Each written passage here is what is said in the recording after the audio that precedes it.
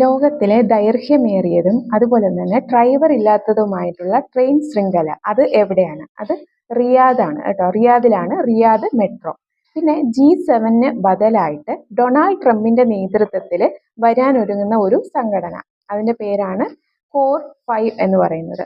Core 5, COR 5. Okay, അതിൽ ഉൾപ്പെടുന്ന രാജ്യങ്ങൾ ഏതൊക്കെയാണ്? US, Russia, India, China, Japan.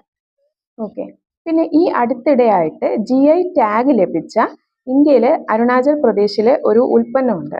GI tag ലഭിച്ച അത് എന്ത് ഉൽപ്പന്നമാണ്? അത് ഡാവോ എന്ന് പറയുന്ന ഒരു കത്തിയാണ്. അത് അവിടുത്തെ ഗോത്രവർഗ്ഗക്കാർ പരമ്പരാഗത രീതിയിൽ നിർമ്മിക്കുന്ന ഒരു കത്തിയാണ് ഡാവോ എന്ന് പറയുന്നത്.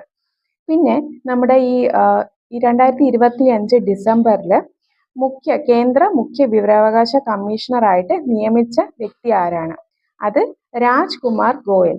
രാജ്കുമാർ ഗോയലിനെയാണ് കേന്ദ്ര മുഖ്യ വിവരാവകാശ കമ്മീഷണറായിട്ട് നിയമിച്ചത്. 2025 ഡിസംബറിലാണ് നിയമിച്ചത്. ഈ മാസമാണ്. ഇനി അടുത്ത നമ്മുടെ ഫുട്ബോൾ ഇതിഹാസമായിട്ടുള്ള മെസ്സിയുടെ പ്രതിമ ഈ അടുത്തായിട്ട് അനാച്ഛാദനം ചെയ്തിട്ടുണ്ടായിരുന്നു. അത് എവിടെ വെച്ചാണ്?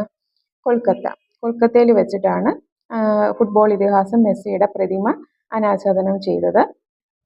അടുത്തായിട്ട് നമ്മുടെ രാജ്യത്തെ ആദ്യത്തെ പവർ മ്യൂസിയം അത് എവിടെയാണ്? അത് പാട്നയിലാണ് കേട്ടോ. രാജ്യത്തെ ആദ്യത്തെ പവർ മ്യൂസിയം പാട്നയിലാണ്, ബീഹാറിലെ പാട്നയിലാണ് സ്ഥിതി ചെയ്യുന്നത്. അടുത്തതായിട്ട് ദേശീയ മഖാന ബോർഡിന്റെ ആദ്യത്തെ യോഗം അത് എവിടെ വെച്ചായിരുന്നു? അത് ന്യൂഡൽഹിയിൽ വെച്ചാണ് കേട്ടോ. ന്യൂഡൽഹിയിൽ വെച്ചായിരുന്നു നമ്മുടെ രാജ്യത്തെ ദേശീയ മഖാന ബോർഡിന്റെ ആദ്യത്തെ യോഗം നടന്നത്. മഖാന എന്ന് പറയുന്നത് നമുക്കറിയാം താമരക്കായാണ്. താമരയുടെ ഭക്ഷ്യയോഗ്യമായിട്ടുള്ള വിത്താണ് മഖാന എന്ന് പറയുന്നത്.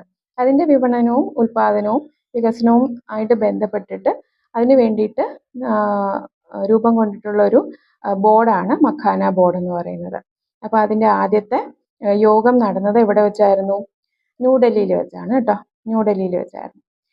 അടുത്തതായിട്ട് 2025 റാംസാർ സൈറ്റിൽ ഉൾപ്പെടുത്തിയ ഇന്ത്യയിൽ നിന്നുള്ള 2 പ്രദേശങ്ങളുണ്ട്. അത് ഏതൊക്കെയാണ്? ഒന്നെന്ന് പറയുന്നത് സിൽസർ തടാകം. സിൽസർ തടാകം എവിടെയാണ്? രാജസ്ഥാനിലാണ് കേട്ടോ. സിൽസർ തടാകം രാജസ്ഥാനിലാണ്. രണ്ടാമത്തത് കൊപ്ര റിസർവോയർ. കൊപ്ര റിസർവോയർ ഛത്തീസ്ഗഡിലാണ്. ഛത്തീസ്ഗഡിലെ ബിലാസ്പൂരിലാണ്.